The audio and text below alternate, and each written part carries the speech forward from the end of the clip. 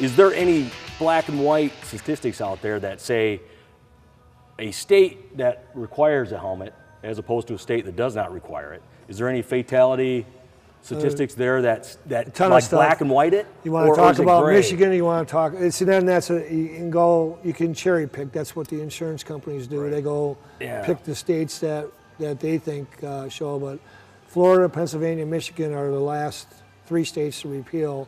Pennsylvania did the most comprehensive study. Mm-hmm. Michigan is just raw data. It will show fatality with a helmet or without, head injury with or without. Before we got rid of the helmet law, or modified it as we say, there were claims from the insurance industry and doctors groups there's going to be a 20 to 40% increase in fatalities. Is that? Well, it simply didn't happen. That didn't happen in 2014. The first year, the number of fatalities went up, say from 2012 to 2011 to 2012. They went up to the same amount they were in 2010. So fatalities go up and down and up and down. Right. You know, and what's happened effectively is that our adversaries are trying to cherry pick statistics, but they can't.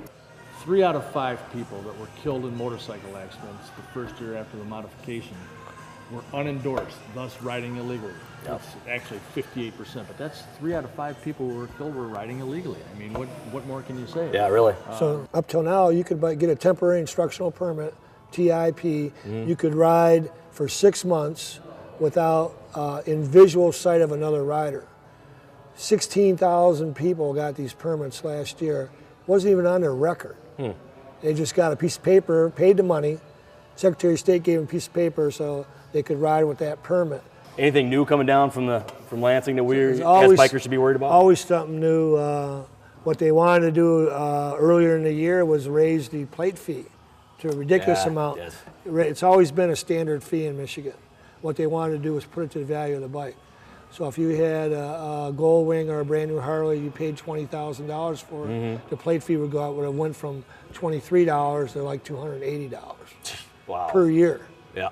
Insurance costs motorcycles right out of existence, and they just raised the cap. Their original proposed cap on catastrophic injuries for car drivers was $1 million.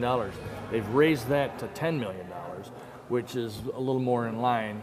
But what they've done with motorcyclists is they are capping it at $250,000. Now you got to realize motorcycle riders pay for motorcycle insurance. Yes. Every motorcycle rider pays into the catastrophic claims fund. And if you're not in an accident with a motor vehicle, another car, you can't collect on catastrophic claims. Okay. That's part of the way no fault was written. So if you dropped your own bike and you're seriously injured and you didn't hit somebody else, you could be. You can't make it under catastrophic. Or if a deer hits you. Or if a deer hits you. Oh yeah, right. You know, now the idea of capping it at $250,000 is bad enough, but what they've also done is said that if you have personal insurance, you have to go through all that first. Yes. And then you have to go through your own vehicular insurance before you can even qualify to collect on the catastrophic claim. So what we're trying to do is get it so it's equitable. So whatever this is the new battle. Car driver another battle, is good for motorcycle rider. But you have to look at it too. If you're in a serious injury, it's unlimited medical right now. Yep.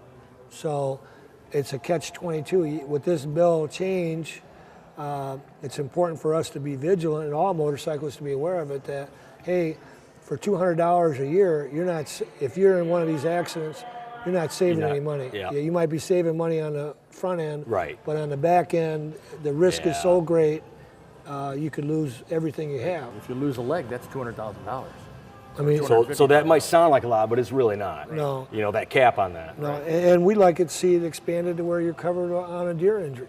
Why shouldn't it? I mean, 10 motorcyclists were killed by deer in 2009. Oh, totally. I don't know how many times I've rode and almost, darn near clipped one. Right. Yeah. So that is venison for the winter. I think that's what we're going to wrap it up right there. I'd like to thank Jim and Vince for coming out and talking to us and filling us all in about the helmet law. I'd also like to throw out a shout out to the guys right here at Capital Harley Davidson letting us come in and terrorize a little bit with the cameras. And obviously they got some just beautiful bikes. And I think I might go over and take a look at a 2014 myself. As for us, we're all done and we're out. Hey, more Rider Revolution's coming up. Stick around.